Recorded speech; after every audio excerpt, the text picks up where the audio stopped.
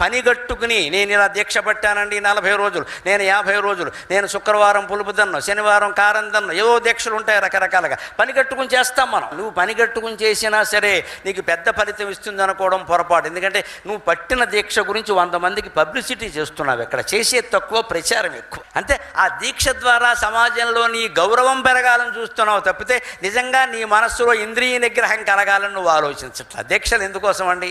అయ్యప్ప దీక్ష పట్టిన వాళ్ళని గమనించండి, తెల్లరకట్ట 4 గంటల చలిలో స్నానం చేస్తారు. భవానీ దీక్ష పట్టిన వాళ్ళని గమనించండి, 4 గంటల చలిలో స్నానం చేస్తారు, తీర్థాలన్నీ తిరుగుతారు, ఒంటిపూట ఏకభక్తం చేస్తారు, నేల మీద పడుకుంటారు, బ్రహ్మచర్యాన్ని పాటిస్తారు. ఇదంతా ఎందుకు?